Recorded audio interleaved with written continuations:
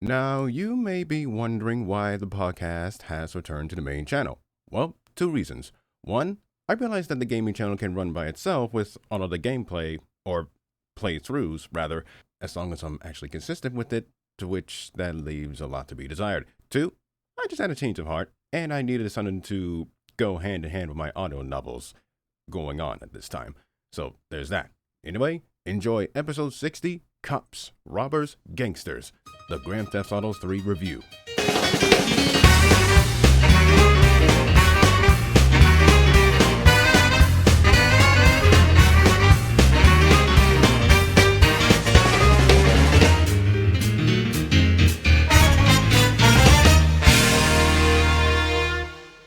Ladies and gentlemen, welcome to the JDF podcast. This is an episodic review series where I can review anything, but not everything. That includes monster movies, both big and small, anime, and video games. Now, previously, I reviewed a game developed by the Finnish gaming company, Remedy Entertainment, Max Payne. But I also mentioned that it had its console ports courtesy of its publisher, Rockstar Games. I like to go into detail on them since they are very important in this series. I'm using a lot of sources to make this possible, so if there are any errors, feel free to put the corrections in the comment section below. Note, they need to come from a legitimate source and not something you've seen on Twitter, from a nobody, or by anyone else. Alright? Cool, let's begin. It all begins with a company before what they are today. DMA Design, a Scottish company created in 1988, was porting games such as Shadow of the Beast by Relative Interactive. But it was after the creation of Lemmings, released and published by the studio in 1991, that they start becoming their own thing, selling over 20 million copies and releasing sequels afterwards. Then came Uni Rallies and Hired Guns. The former was possible because of the partnership with Nintendo and Sega. Skipping ahead here, in 1997, as the company was working on their new project called Race and Chase, there is an N in the middle. Race and Chase was going to be like a cops and robbers game, which is good enough, but there was a problem. Actually, multiple problems. One, the game mentioned that it would run on crashed harder than the stock market. Two, many of the cars' handling was abysmal. And three, it was not a fun game. And that's the worst thing about it. One of the worst words that you can hear or mutter by a gamer or developer, a game that was not fun. While the concept of the setting taking place in satirical places in the United States, such as Liberty City, Vice City, and San Andreas, New York, Miami, and LA respectively, boy, we'll be seeing them a lot, is interesting and unique, but those problems that I mentioned needed to be fixed. Then came along the brothers Sam and Dan Houser, a pair of rebelling Brits who landed a job at B&G Interactive, a company who already published games such as Gex and others. It was when the brothers were given the demo of Race and Chase that it caught their attention. Now, they knew of its problems, yet none of the solutions they offered were enough to fix it. Fear ran through the Housers and DMA that the game was going to be thrown out of the window into a large garbage bin like the other games from over a decade prior. But then, it was caught just as it reached said window because they discovered something. A code in the game that was programmed into the police somehow bugged out, resulting in the police, all of the game's police, ramming into the player's car instead of a traditional pullover. And you know what? It was a complete freak accident, but the developers loved it. And so, after much tinkering, twisting the rules, flipping the script twice, and adjusting the objectives, the game was ready. However, this faced some issues. The game was not going to be published in North America yet, but in the UK first. Then, there is this. The gameplay would not be for everyone, especially in 1997 when every gamer had gotten used to 3D games such as Super Mario 64 and Tomb Raider. Important titles, though dated as they are today. So the marketing campaign really needed to grab the audience's attention. Enter Max Clifford, a British tabloid mogul who is really no stranger to controversy. Look him up yourselves, good lord.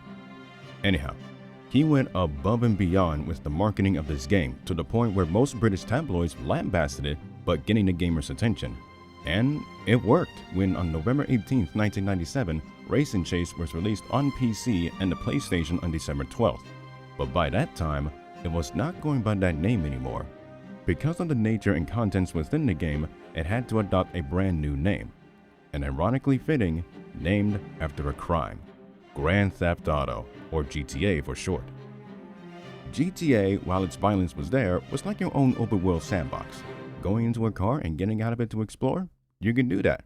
Drive at high speeds like a madman with no awareness of safety of others. You can do that. Driving up the street, mowing down civilians on the sidewalk, or getting out of the car and shooting, stabbing, burning, or blowing up a poor pedestrian. You can do that.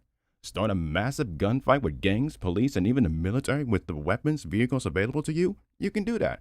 Inputting cheats to make your experience much more enjoyable. You bet your ass you can do that. And that's what it's all about. The freedom that the player has with the consequences only happening in the game. Remember this, folks. Trust me. Anyhow, I mentioned that the game was also published on the PlayStation. Well, here is why. Take-Two Interactive, a company that was doing its own thing in the 90s, acquired BMG Interactive. In 1998, the crew was informed that their new headquarters will now be within the Big Apple itself, New York City, under a new name, Rockstar Games.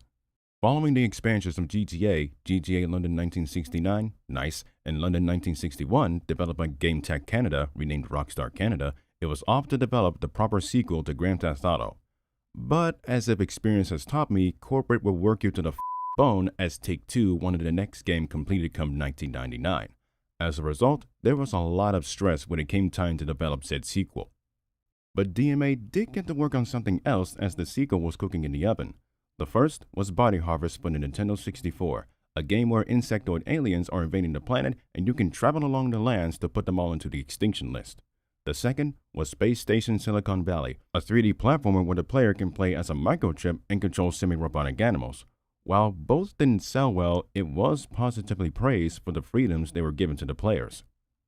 Then came Grand Theft Auto 2, released in 1999. While it did introduce side missions like becoming a taxi driver, bus driver, fireman, or police officer, allowed the player to work for gangs, though enemy gangs would become hostile over time, and it improved AI in civilians, there were problems, and it was not received well. This was hot off the heels of David Jones' departure from DMA because of the lack of time GTA 2 was given, which is understandable. But this allowed a course correction for Rockstar and DMA, the latter of which was going to be headed and guided by the Hauser brothers along with Andrew Simpo and Leslie Benzies. Even before GTA 2 was released, they thought about how they could break the boundaries that were set. And this is where the development of this game would come into play, no pun intended, which is surprisingly short. Believe me when I say this, or don't, but DMA Design originally had 23 people. Before the release of GTA 2, Rockstar had released a tech demo on the Sega Dreamcast. In the same year, September of 1999, the team that worked on Space Station Silicon Valley and the team behind GTA 2 were combined into one after Take-Two acquired DMA Design from Infogrames, today Atari SA. The company pressured its teams to do one thing: make another open-world game that is 3D. Executive producer Sam Hauser always wanted the series to move into 3D, and with the release of the PlayStation 2 and Xbox, as well as enhancements to the PC, it is possible to make the next game 3D. Here's the thing though, Rockstar does not have a game engine to support such a feat. So what could they do? They couldn't create one, not at this time anyway, since that would take too long. The answer? Buy one, or rent one. Criterion Games had been using an engine for their games, the Renderer game engine to be specific. And thankfully, the company was actually kind enough to let others, including Rockstar, to borrow it and use it for their own games. And so, with the engine in place, they were off. But there were some problems. Firstly, when they presented the game at E301, it seemed like people were not interested. Gamers were actually focused on another Rockstar published title, State of Emergency, a beat 'em up. But that was not the only hiccup that the company faced. September 11, 2001, a morning where terrorist attacks occurred in Washington, D.C. and New York City, the latter of which affected the development of the game since Rockstar's headquarters is in Manhattan, resulting in the game being delayed by a few more days. In that time, because the game takes place in a fictional New York City, Liberty City, any mentions or visuals of the World Trade Center were removed. Police cars' blue and white striped color schemes were changed to a more black and white affair, and the game's original box art, though it was not the case for its European release, changed into a, in their words, signature style that we are very familiar with today. President of Take-Two at the time, Paul Eibler, stated everyone had someone who had an uncle or brother who was impacted by the attack.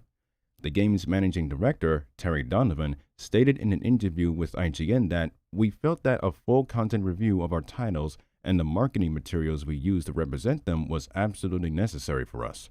We have come across certain small contextual references that we were no longer comfortable with, as well as a couple of very rare gameplay instances that no longer felt appropriate to us.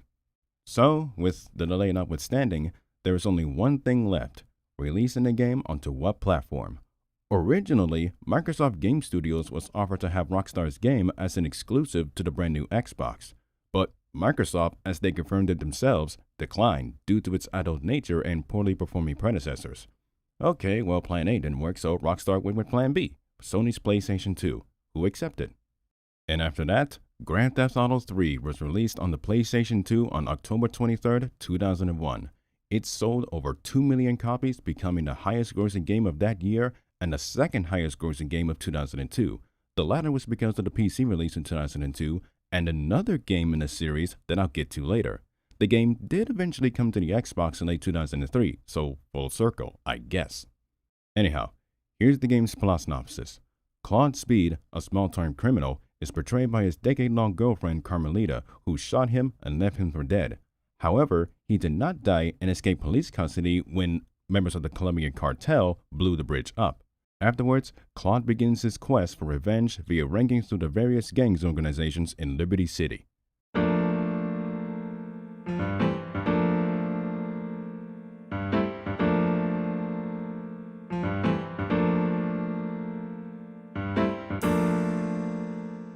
And now for my thoughts. I find that the story is very bare bones. While the star power is there with voice talents such as Frank Vincent, Michael Madsen, Michael Rappaport, and Joe, I'm not even going to pronounce his last name, I feel as though some of the characters are kind of forgettable.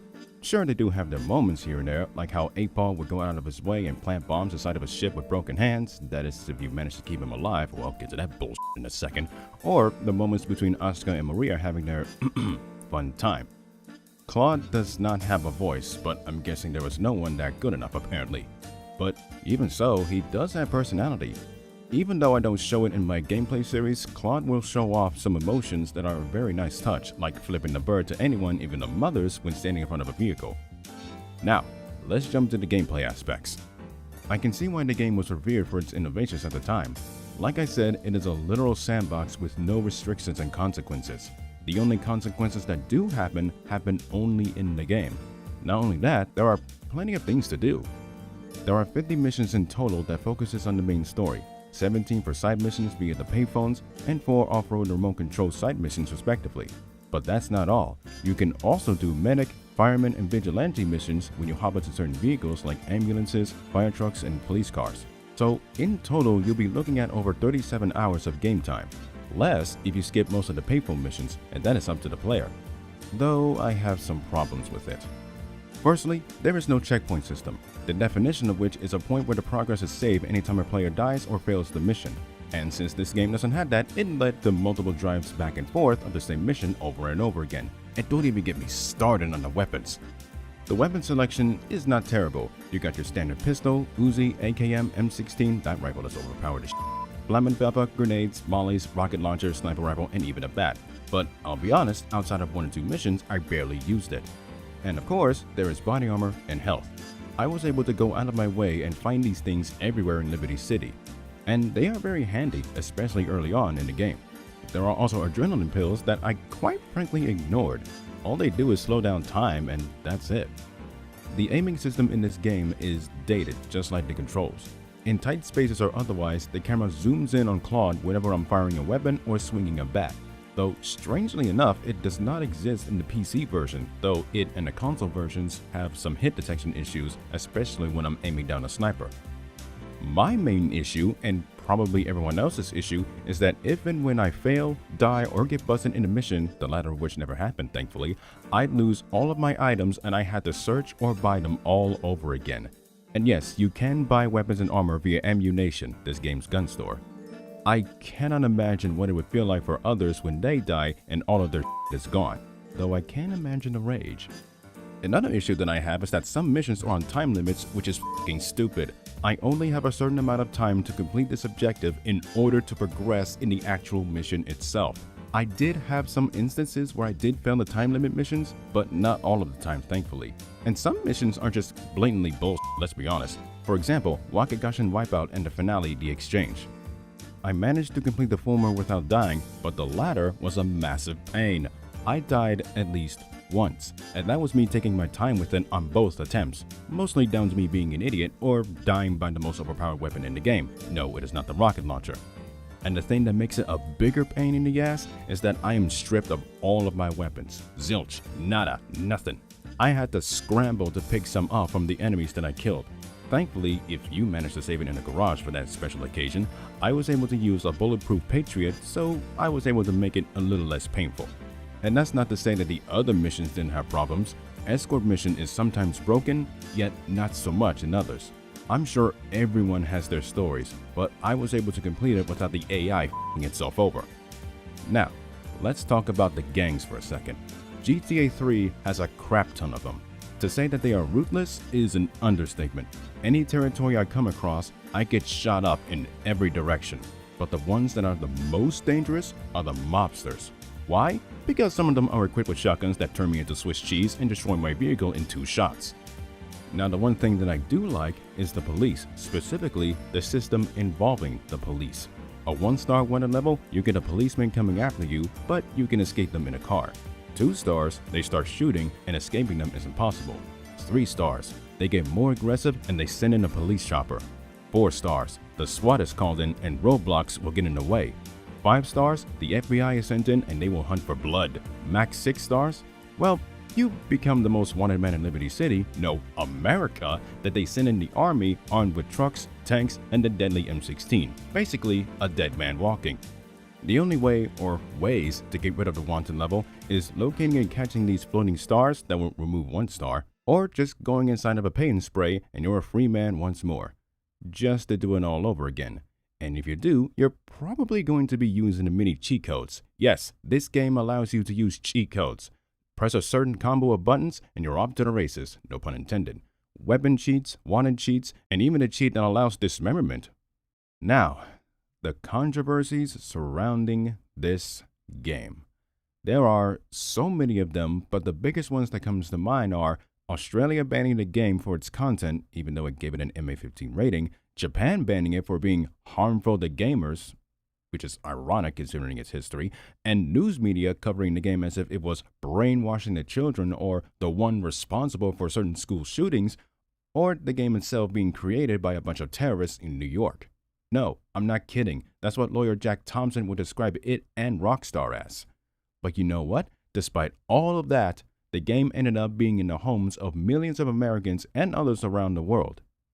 Why? Because it's fun. And that's what the game is.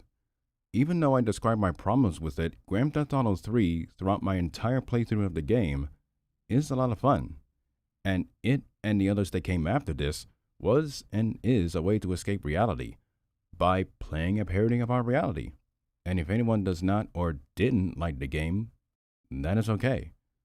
But for the rest of us, it is and was one of those games where we needed to escape only for a few hours.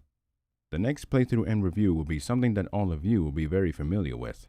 And if you want that and more of this kind of content, subscribe to the channel and share it with your friends and family. And while you're at it, go on over and subscribe to the gaming channel JDF Games. Anyway, thank you all for watching or listening. This has been JDF signing off.